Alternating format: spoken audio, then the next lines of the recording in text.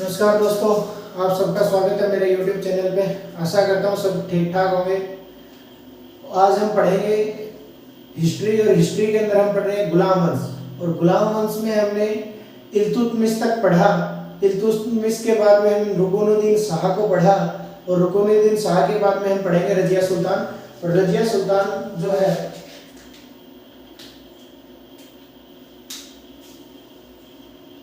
हम पढ़ रहे हैं गुलाम वंश और गुलाम वंश में हम पढ़ेंगे रजिया सुल्तान। और रजिया सुल्तान का जो है समय काल 1236 से लेकर 1240 ईस्वी तक माना जाता है। और रजिया सुल्तान ने क्या है अपना कब तक शासन किया? 1236 से 1240 तक इसने शासन किया।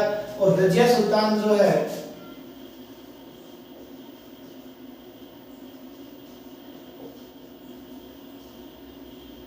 दिल्ली की गद्दी पर बैठने वाली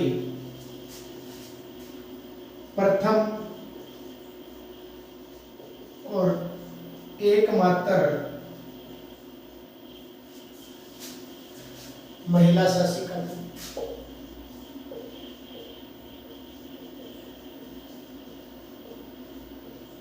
दिल्ली की गद्दी पर एक ही महिला बैठी और उस महिला का क्या नाम है? रजिया सुल्तान। 1236 से 1240 ईस्वी तक। और इल्तुतमिश की लड़की थी, ये पुत्री थी। इसकी अगली बात जो है दरबार में न्याय करने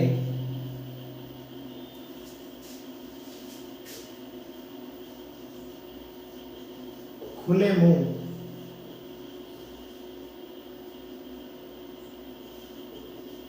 जाती थी।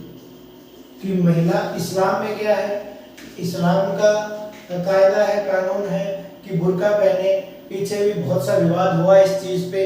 और इस्लाम की जितनी भी महिलाएं होती है लगभग हमें बुर्का पहने मिलती है देखने को। मगर रजिया सुल्तान क्या है? इस्लाम से ताल्लुक रखती है, इस्लाम धर्म से। मगर दरबार में जब भी जाते थे तो कोई भी बुर्का नहीं पहन के जाती थी, खुले मुंह जाती थी। और कैसे जाती थी? एक टोपी पहनती थी जिसको कहते थे कुला, कुला है। और एक क्या है कोट पहनती थी जिसको कहते हैं काबा। पहनकर दरबार में जाती थी।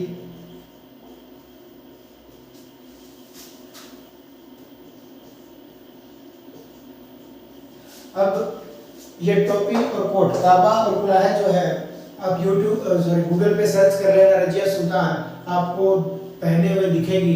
जैसे ही इमेज आएगी तो आपको ये कोट और ये टोपी सिर के ऊपर लगाई हुई और कोट पहना हुआ दिखेगा।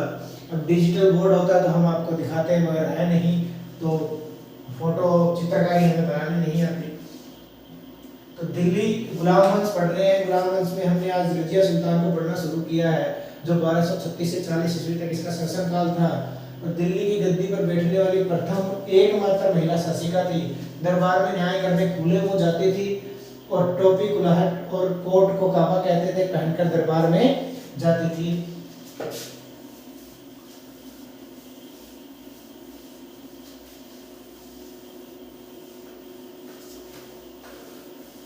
अब इसके समय में क्या है कि दो गैर तुर्क व्यक्ति थे।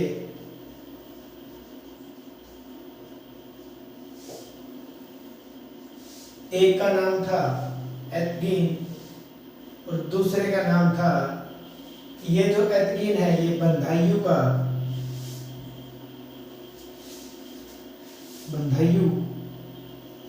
का गवर्नर था। कि रजिया सुल्तान ने इस एतगीन को क्या किया? बंधाइयू का गवर्नर बना दिया। और दूसरा जो व्यक्ति था उसका नाम है अल्तुनिया, और इस अल्तुनिया को बठिंडा का गवर्नर बना दिया।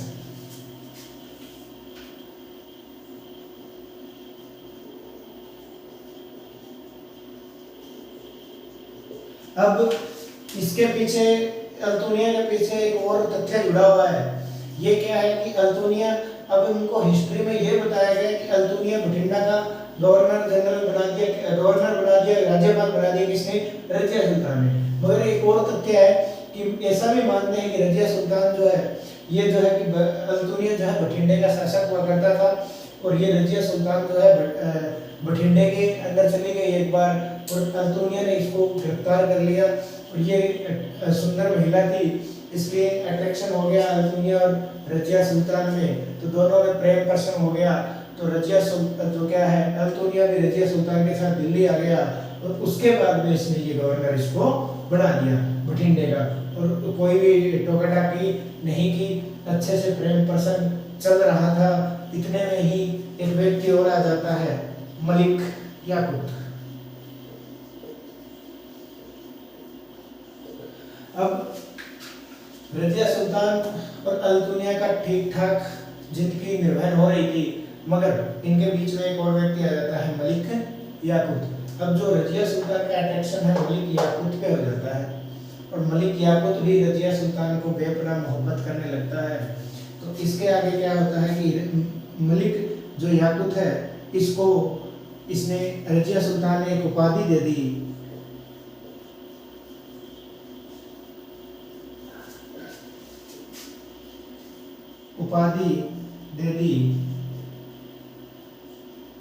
एक उपाधि दे दी, और उस उपाधि का नाम है अमीर ए आखुर। और ये जो मलिक याकूत है, ये रजिया सुल्तान के शाही अस्तबल का अध्यक्ष बना दिया जाता है रजिया सुल्तान द्वारा।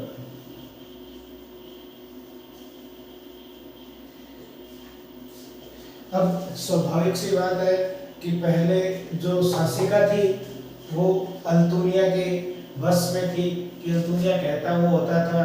क्या है कि अल्तुनिया और रजिया सुल्तान का अफेयर चलता था, सीधी सीधी बात है। मगर रजिया सुल्तान का अट्रैक्शन कम हो गया अल्तुनिया के प्रति, और मलिक याकूत के प्रति बढ़ता गया, और ये बात अल्तुनिया को पता चली, तो अंदर से ज्वाला फूटी, आग निकली बाहर, और इस अल्तुनिया ने मलिक याकूत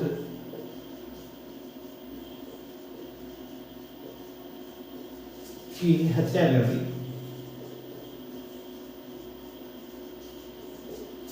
अब इसने क्या किया, अल्तुनिया ने मलिक याकूत की हत्या कर दी। अब कुछ लोग कहते हैं कि अफेयर की बातें झूठी है, कि ऐसा हो ही नहीं सकता, ऐसा था ही नहीं। मगर रजिया सुल्तान शासिका थी, अल्तुनिया भी रजिया सुल्तान के लिए काम करता था, मलिक याकूत भी रजिया सुल्तान के लिए काम करता था। और सेना जो होती है, सेना में आपस में कोई भी झगड़ा नहीं होता, मगर यहाँ पे झगड़ा हुआ तो वजह क्या थी, रजिया सुल्तान। तो बातें झूठी नहीं है।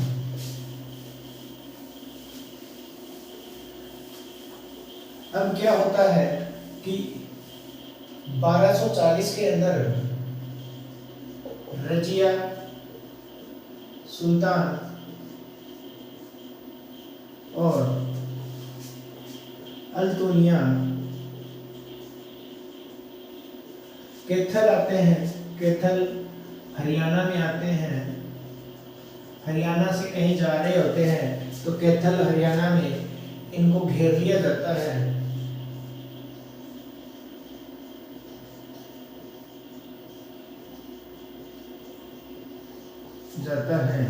और रजिया सुल्तान की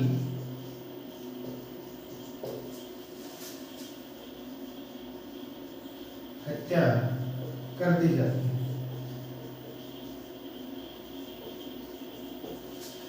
अब बात आती है 1240 ईस्वी की, और इसका शासनकाल भी क्या है, 1240 ईस्वी तक ही था। तो 1240 ईस्वी में रजिया सुल्तान और अल्तुनिया जो है कैथल हरियाणा के अंदर, ऐसा माना जाता है कि ये बठिंडा जा रहे थे दोनों, मगर यह बठिंडा से आ रहे थे, तो कैथल आए जो हरियाणा में पड़ता है, वहां उनको दोनों को घेर लिया और रजिया सुल्तान की क्या कर दी गई, हत्या कर दी गई।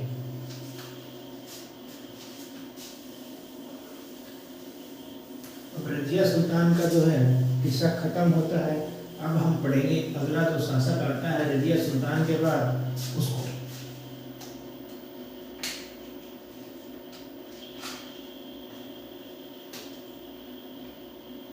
अब रजिया सुल्तान के बाद शासक आता है बहराम शाह, और इसका समय काल क्या रहता है 1240 से 1242 ईस्वी। इसने कुछ खास किया नहीं, 2 साल ऐसे ही बीत गए। कोई भी व्यक्ति जब नया नया राजा बनता है, नया नया शासक बनता है, तो भोग विलास के अंदर डूब जाता है। यह हर कोई डूब जाता है ऐशो आराम की जिंदगी के अंदर कि भाई कोई बात नहीं, अभी बहुत लंबा समय ऐसे सोचते हैं और सोचते हैं कि थोड़ा समय चिल किया जाए। तो ये भी चिल करने लगा और इसके अंदर एक ही कार्य हुआ। समय है 1241 का, और 1241 में दूसरा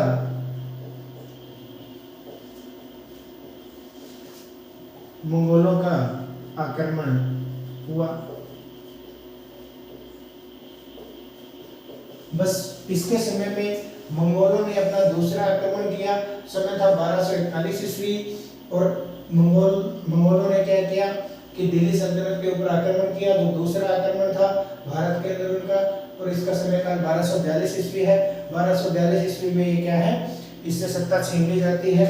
इसके बाद में जो शासक आता है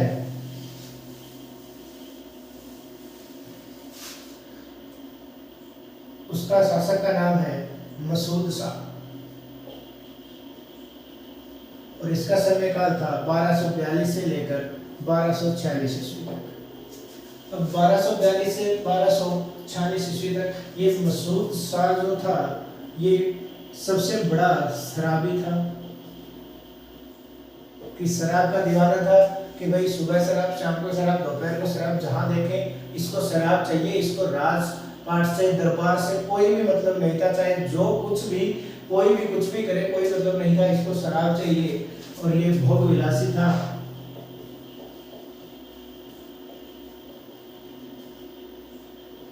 बोले भोग विलासी मतलब व्यभिचारी पुरुष जिसको बोलते हैं, अगर कामी पुरुष जिसको बोलते हैं वो कामी पुरुष था, और भोग विलासी था। कुछ भी बोलो एक ही बात है, शराबी था, भोग विलासी था। तब इसके समय में क्या किया मंगोलों को आक्रमण करने की जरूरत ही नहीं थी। मंगोलों ने क्या किया, बात समय था 1245 ईस्वी। मंगोलों ने उच्च क्षेत्र पर, उच्च का जो क्षेत्र है उस क्षेत्र पर अपना अधिकार जमा लिया।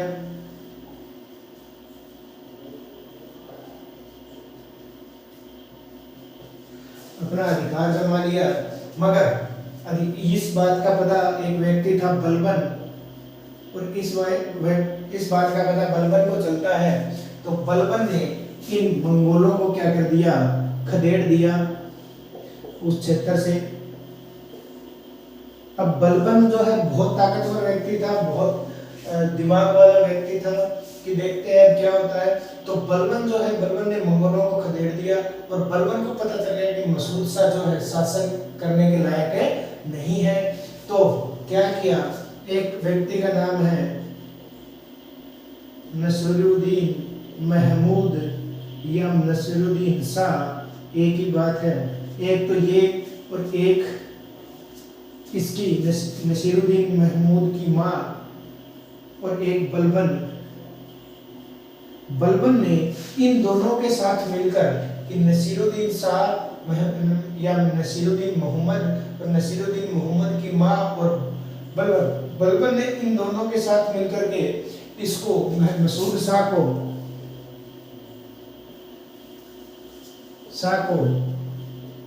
शासन से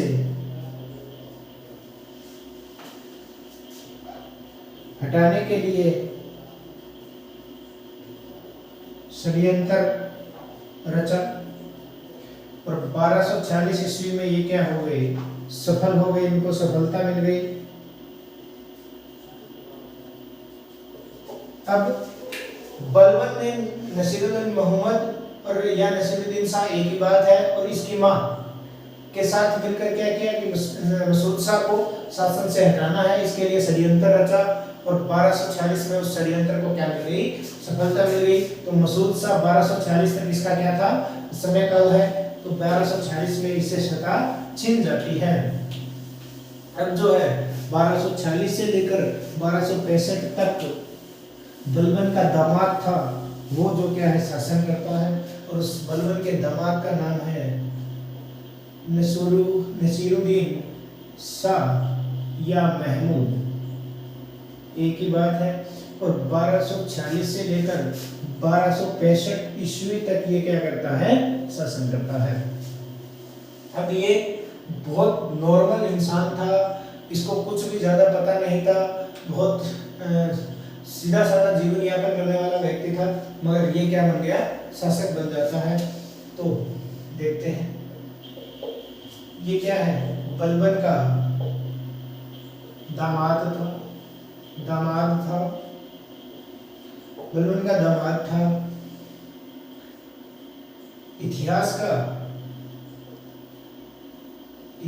का बहुत इंपॉर्टेंट क्वेश्चन है ये, बहुत बार पूछा भी गया है कि इतिहास का एकमात्र शासक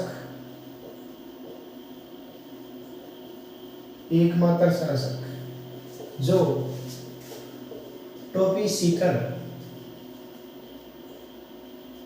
अपनी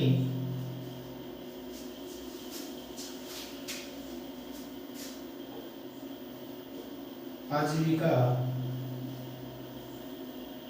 का निर्वहन करता हो,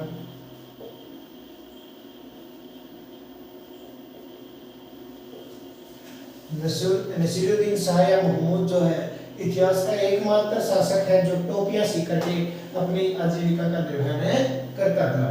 कि टोपियां सीखता था, अपनी भाषा में बोले तो भाई साहब क्या थे, टेलर थे, टोपी बनाते थे, और टोपी बनाते क्या बन गए, दिल्ली सल्तनत के शासक बन गए। क्यों बन गए कि बलबन का भाई दामाद था, टोपियां सीखता था, ये ठीक ठाक व्यक्ति देखकर बलबन ने इसके साथ अपनी पुत्री का विवाह कर दिया। बलबन को पता था कि मैं इसको कुछ भी बना सकता हूँ, क्योंकि बहुत ज्यादा ताकतवर व्यक्ति था, और इसीलिए बलबन ने इसको क्या बना दिया, नसीरुद्दीन शाह को क्या बना दिया, दिल्ली सल्तनत का शासक बना दिया। 1246 से 65 तक इस भाई साहब ने शासन किया। और इतिहास का ये भी इम्पोर्टेंट है, इतिहास का एकमात्र शासक जो कुरान लिखकर बाजार में बेचता था, बाजार में बेचकर अपनी आजीविका चलाता था।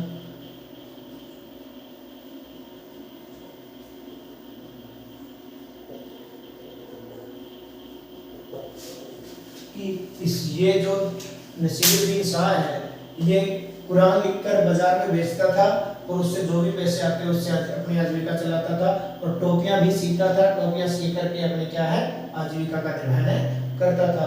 इसने बलबन को एक उपाधि दी, बलबन को एक उपाधि दी,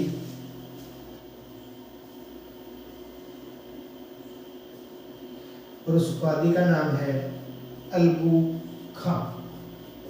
अलगू खान नाम की क्या है, बलबन को उपाधि दे दी। तो क्वेश्चन पेपर में ऐसे भी आ सकता है कि बलबन को अलगू खां के नाम की उपाधि किसने दी, तो नसीरुद्दीन शाह या महमूद, जो भी ऑप्शन होगा वो ठीक होगा। तो इसी ने क्या है, बलबन को अलगू खां की उपाधि दी।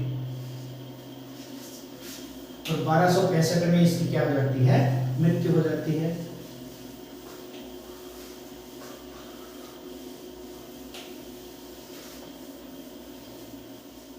और ये नसीरुद्दीन शाह जो है इल्तुतमिश का प्रवक्ता था, और उसके बाद में आता है खुद बलबन।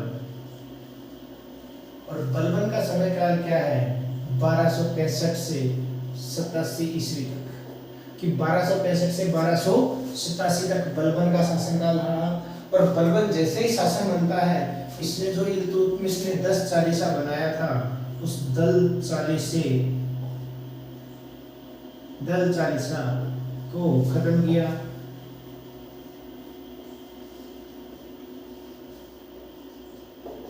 बलबन ने क्या किया कि दल चालीसा को खत्म कर दिया, और इसने एक सिजदा और पेबोस नाम की प्रथा चलाई।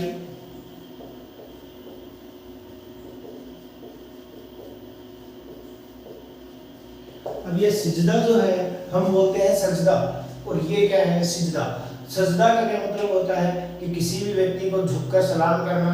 तो सिजदा भी वही था कि जो सुल्तान है समय का, उस सुल्तान को क्या करना है, झुक करके सलाम है, नमस्कार करना है। और पेबोस, पेबोस क्या है कि जो कोई भी सुल्तान है, उस सुल्तान के पैरों को चूमकर उसकी जो ताकत है, उस ताकत की सराहना करनी है, ये होता है पेबोस।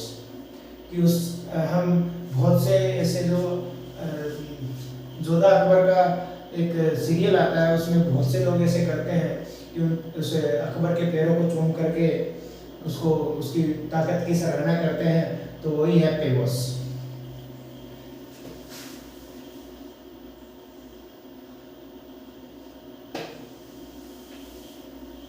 अब और क्या करता है, अपने आप को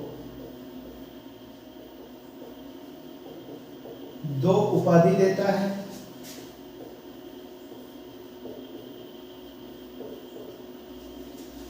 पहली उपाधि का नाम है जिल्ले ए इल्लाही, और इसका मतलब होता है भगवान की छाया, ईश्वर की छाया। इसका मतलब क्या होता है, जिल्ले जिल्ले ए इल्लाही का मतलब होता है ईश्वर की छाया। और दूसरी जो है इसने दे दी नियामत ए खुदाई, और इसका मतलब होता है ईश्वर का प्रतिनिधि, ईश्वर का प्रतिनिधि।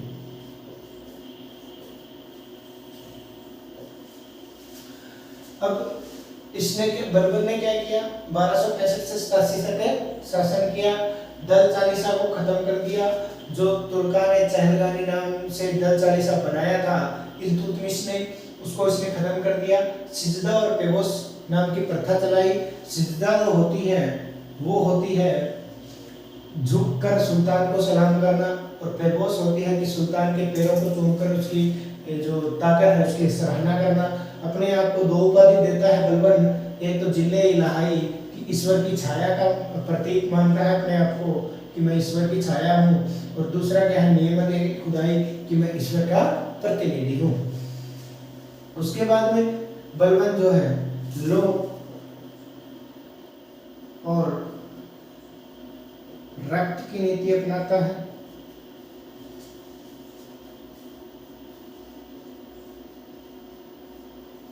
जो ये लोक और रक्त की नीति है, इसका मतलब ये है कि तलवार के सामने जो भी आए उसके उसके उसको तो क्या है, ये मत देखो कि ये कमजोर है ताकतवर है, कोई भी हो कि बड़ी मेहनत के साथ और बड़ी खुददारी के साथ और जीतने के लिए लड़ो और खूब सारा खून बहाओ।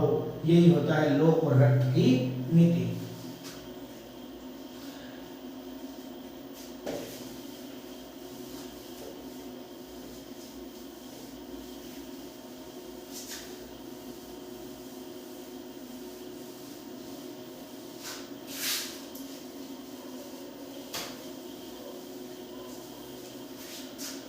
अब 1287 में मंगोलों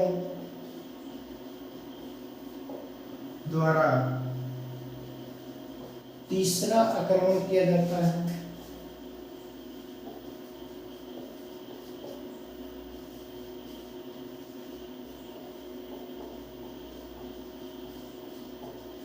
और इस तीसरे आक्रमण में क्या होता है कि एक बलबन का बेटा होता है, उसका बलबन का पुत्र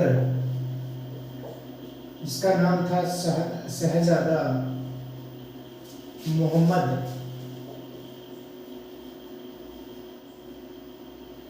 मारा मोहम्मद जो है शहजादा मोहम्मद मारा जाता है। और 1287 में ही बलबन की भी मृत्यु हो जाती है।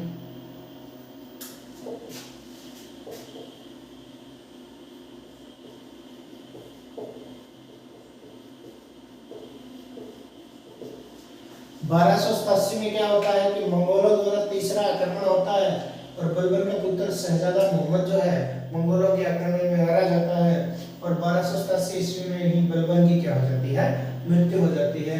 तो जब बलबन की मृत्यु होती है तो इसके बाद केकुबाद जो है राजा बनने आता है और इसका समय काल क्या रहता है, 1287 से 90 ईस्वी तक इसका समय काल रहता है। और ये केकुबाद जो क्या है 18 वर्ष की आयु में सुल्तान बनता है।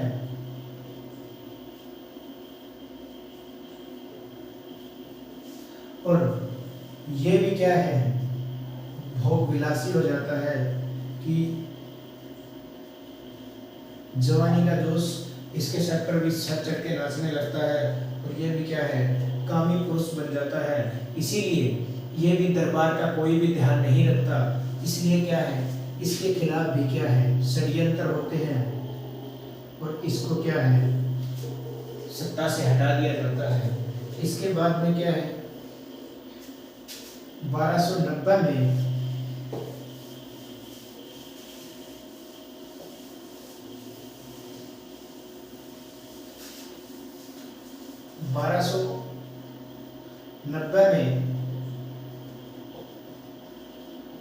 केमर्स या क्यूमर्स जो क्या है शासक बनता है। अब कई व्यक्ति कहते हैं कि जब ये शासक बना तो इसकी मात्र क्या है 3 साल आयु थी, मगर ऐसे ही लोगों ने क्या कर दिया कि इसको शासक बना दिया। मगर मेरे को इतना कंफर्म नहीं है कि ये 3 साल का था या नहीं था, मगर इसकी क्या है, इस केमर्स या क्यूमर्स की जो क्या है जलालुद्दीन खिलजी के द्वारा इसकी केमर्स या क्यूमर्स की आंखें फोड़ दी जाती है, फोड़ दी जाती है, जिससे इसकी क्या हो जाती है, मृत्यु हो जाती है। और 1290 में गुलाम वंश का अंत हो जाता है। और इस जलालुद्दीन खिलजी ने अगर कैमियर्स की आंखें फोड़ी तो खिलजी वंश का उदय होता है। कि खिलजी वंश क्या है, जलालुद्दीन खिलजी ने शुरू किया था और कब से 1290 से 1320 ईस्वी तक ये खिलजी वंश चला।